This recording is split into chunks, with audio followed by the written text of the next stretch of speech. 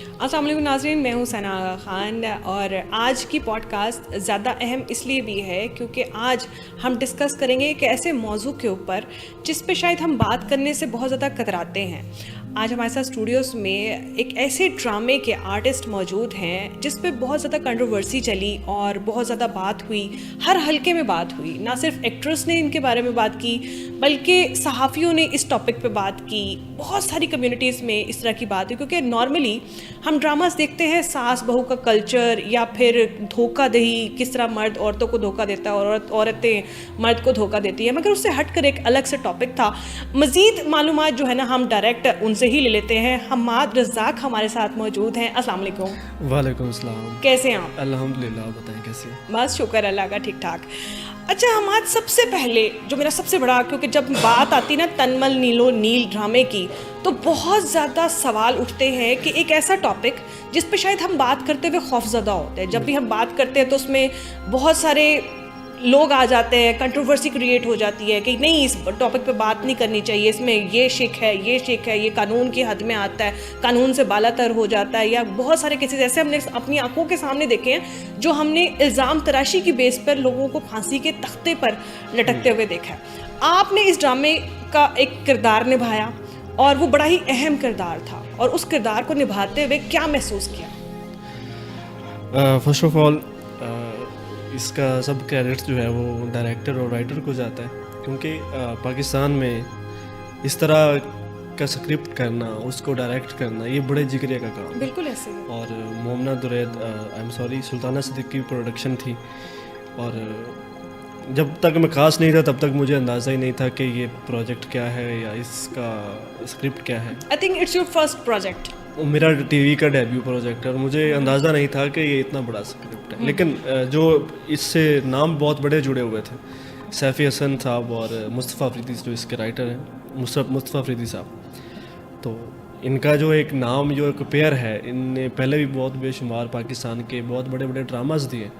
तो मैंने कहा है तो ये कोई शाहकार, हाँ। लेकिन नाम ही इतना अट्रैक्टिव था, तनमन नीलो नील। पहले लग रहा था कि ये कोई डांस पे है या कोई तेज सा ड्रामा है, इस तरह का है, नाम कुछ ऐसा हाँ, है इस तरह का था, तो ऐसे लगता था। लेकिन जब इसकी कास्टिंग हुई और जब हमने काम किया तो अंदाज़ा होना शुरू हुआ कि ये तो बहुत बड़ा प्रोजेक्ट। अच्छा, आपको कास्टिंग से पहले पता था कि इसका असल कॉन्सेप्ट क्या है ड्रामे का?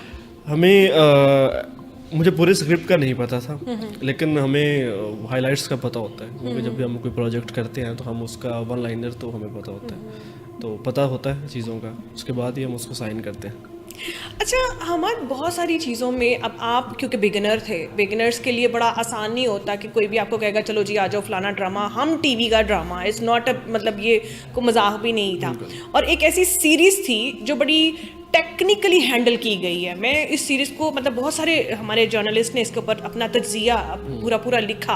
आसमा शराजी का मैं ओपिनियन इस पर देख रही थी कि एक ड्रामे के ऊपर एक जर्नलिस्ट ने बड़ा ही स्ट्रेट फॉरवर्ड ओपिनियन दिया कि ये अक्कासी करता है हमारे बहुत सारे जो है ना मामलात की, जो हमारे रोज़मर्रा ज़िंदगी में चल रहे होते हैं। इस एक्सपीरियंस को लेकर आपको कोई प्रॉब्लम फेस करना पड़ा? मुझे तो खैर कोई प्रॉब्लम नहीं फेस करना पड़ा,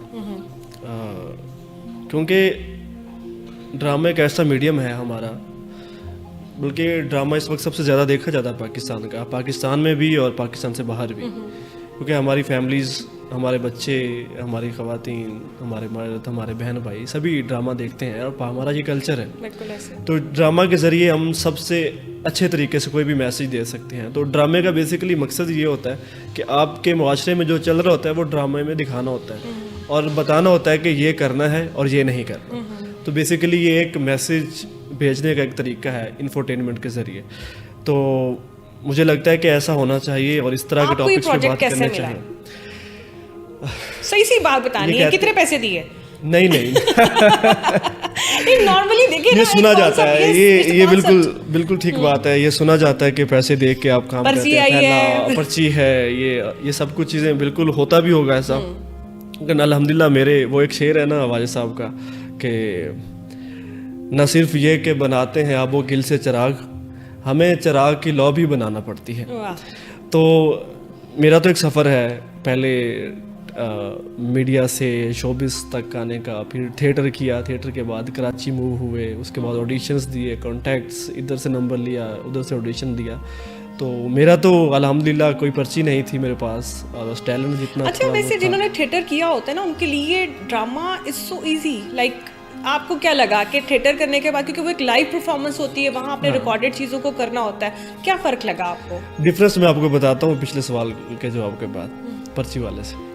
तो थिएटर किया हुआ था और इसकी कास्टिंग चल रही थी, पता लगा कास्टिंग हो रही है, तो मैंने भी कांटेक्ट किया टीम से। तो ये कैरेक्टर था अल्लाह की तरफ से हमारे लिए। तो सैफ़ी हसन साहब इसके डायरेक्टर हैं, उनको समझ आई कि ये लड़का कर सकता है, उन्होंने मुझे चांस दिया, क्योंकि टीवी पे मेरा पहला काम था और इससे पहले थिएटर किया हुआ था। तो उनको भी मुझ पे उम्मीद लगी कि लड़का कर सकता है, थिएटर से आया है। और सैफ़ी भाई का ये, उनके बारे में आप जिससे भी पूछते हैं तो वो नए टैलेंट को प्रमोट भी करते हैं, और वहाँ पर्ची नहीं चलती, क्योंकि जो सैफ़ी भाई के साथ काम करता है उनको पता है कि वो उनके साथ काम करना ही बड़ा मुश्किल काम है, क्योंकि वो बहुत बड़े अदाकार हैं, बहुत बड़े इंसान हैं और बहुत बड़े डायरेक्टर हैं, अंदर से चीज़ निकालते हैं। अंदर से निकालते हैं। तो उनके साथ पहला प्रोजेक्ट था, उन्होंने मुझे कोई पर्ची नहीं थी, कुछ भी नहीं था, उनको लगा कि इस कैरेक्टर में मैं फिट आता हूँ, तो मुझे उन्होंने चांस दिया। तो अल्हम्दुलिल्लाह कोशिश की कि उसको निभा सकूँ जितना कर सकता हूँ। तो उन्होंने मेरी बड़ी हेल्प की, और इंडस्ट्री में मुझे भी ऐसा ही लगता था इससे पहले कि जब तक पर्ची नहीं होगी, जब तक मेरे पास कोई रेफरेंस नहीं होगा, या जब तक कोई ऐसा शॉर्टकट नहीं मिलूँगा, Exactly. मुझे हम टीवी जैसे ऐसे बड़े प्रोजेक्ट का मैं हिस्सा बन सकता हूँ। तो मैं खुद शायद इससे पहले ऐसी चीज़ों पे बिलीव रखता था। 80% यही हाँ, कंट्रोवर्सीज लेकिन- चलती हैं कि शॉर्टकट्स जो होते हैं ना, shortcuts, वो आपको इख्तियार करने पड़ते हैं बड़ी स्क्रीन पे जाके। बिल्कुल। तो मैं भी ऐसा सोचता था, लेकिन मेरे यहाँ अल्लाह की तरफ से अल्लाह की अता थी, तो वो काम सीधा हो गया और अल्लाह ने एक अच्छा प्रोजेक्ट दिया। और मुझे खुशी है इस बात की कि मुझे अच्छे डायरेक्टर के साथ काम करने का पहला मौका मिला। और पिछले सवाल का जवाब ये है कि थिएटर एक अलग मीडियम है और टीवी एक अलग मीडियम है। शायद आपने दोनों में एक्टिंग तो करनी है। बिल्कुल।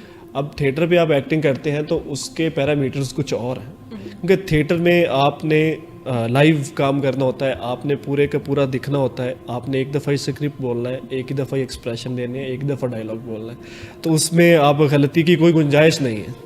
तो उसमें कोई स्पीकर नहीं, कोई माइक नहीं लगा हुआ, आपने अपनी थ्रो के ज़रिए हाल में बैठे आखिरी बंदे तक अपनी आवाज़ भी पहुंचानी है। तो जाहिर है आप चीज़ों को लाउड करेंगे, आप लाउड एक्सप्रेशन देंगे, आपके जो तासरात होंगे वो और तरह से होंगे। टीवी बिल्कुल डिफरेंट मीडियम है और इसका स्टाइल और है, लेकिन एक्टिंग तो दोनों में करनी है। बिल्कुल ऐसे। तो ये आर्टिस्ट पे डिपेंड करता है कि वो इन दोनों मीडियम में जो है वो फ़र्क कैसे समझता है, लेयर है। तो टीवी पे आपको जाहिर है आपके क्लोजअप्स लगने हैं, आपके रीटेक्स होने हैं, आपने स्क्रिप्टेड चलना है, आराम से काम होना है। तो उसके लिए हमें थोड़ा सा और तरह से परफॉर्म करना होता है। तो एक नया तजुर्बा था मेरे लिए। जब मैं थिएटर से टीवी की तरफ आया हूँ तो मेरे लिए काफ़ी मुश्किल था, क्योंकि मुझे तो आदत थी ऊंचा ऊंचा बोलने की, लंबे लंबे पॉजेस देने की, क्यों आएगा वो एक वो होता है ना, ऑडियंस सामने बैठी है, उसकी एनर्जी मिल रही होती है।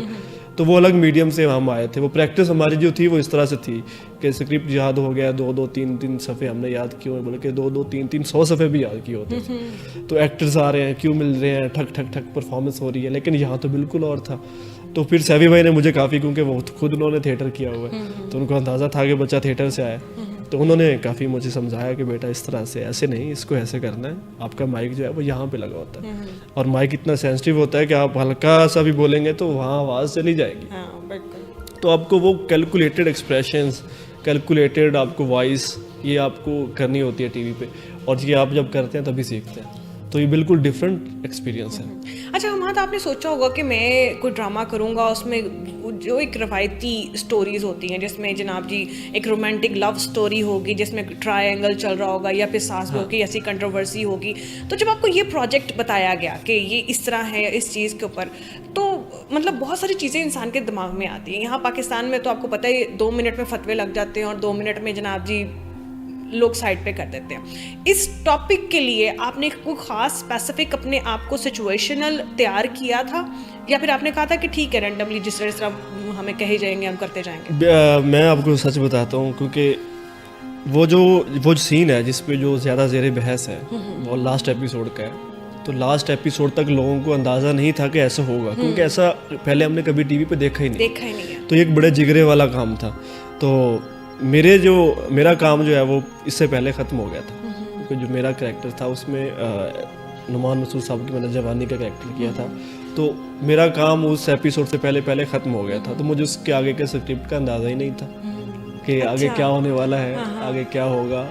ठीक है, तो क्योंकि मैंने वो मेरा स्क्रिप्ट ही नहीं है तो मैंने नहीं पढ़ा उसको, तो मैं तो कोई तैयार नहीं था। जब वो ऑन एयर हुआ तो फिर हमें अंदाज़ा हुआ कि ये हम क्या कर बैठे हैं। नहीं, हम नहीं, आई एम हैप्पी कि हमने एक अच्छा प्रोजेक्ट किया। उसमें कोई ऐसी बात नहीं थी, वो एक ऐसा मैसेज है जो हर मुझे लगता है कि हम मुसलमान हैं, जिसका जो भी नज़रिया है वो इससे राज़ी होगा इस बात से कि नहीं, गलत फहमी में किसी को कुछ नहीं करना चाहिए।